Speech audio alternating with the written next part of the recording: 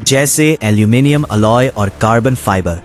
Carbon fibre इतना मजबूत होता है कि स्टील से भी ज्यादा ताकतवर माना जाता है, लेकिन उसका वजन बहुत कम होता है। सबसे पहले फैक्ट्री में बड़े बड़े मेटल शीट्स को हाई प्रिसिजन मशीनों से काटा जाता है।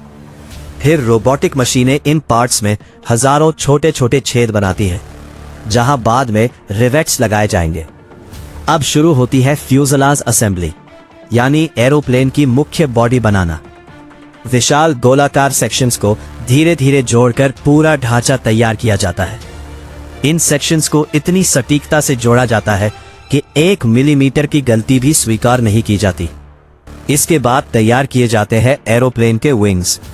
यही विंग्स हवा को काटकर लिफ्ट पैदा करते हैं, जिसकी वजह से इतना भारी एरोप्लेन आसमान में उड़ पाता है।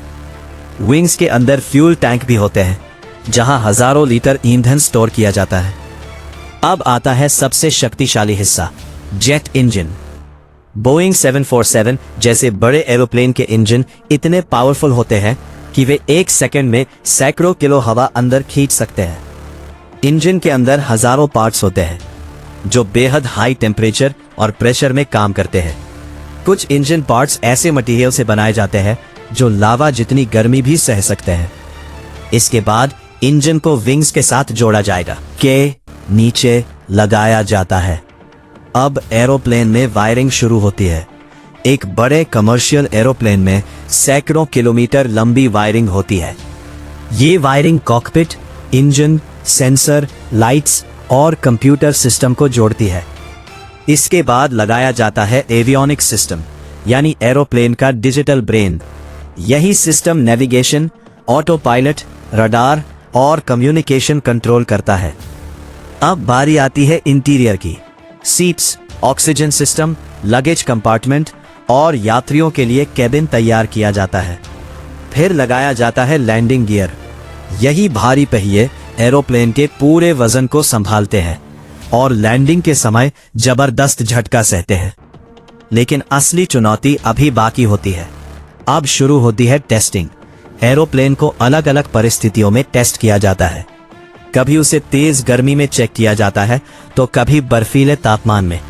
इंजन को घंटों तक फुल पावर पर चलाया जाता है, यहां तक कि विंग्स को इतना मोड़ा जाता है जितना उड़ान के दौरान शायद ही कभी हो।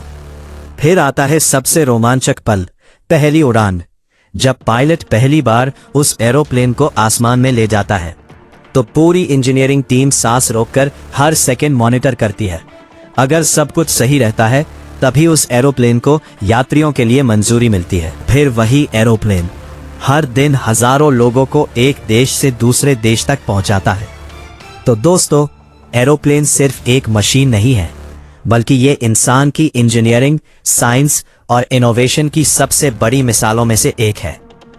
अगर आपको ये जानकारी पसंद आई हो तो वीडियो को लाइक करें और बताइए अगली वीडियो किस टॉपिक पर चाहिए। और ऐसे ही डीप और पावरफुल वीडियो के लिए चैनल को सब्सक्राइब जरूर करें।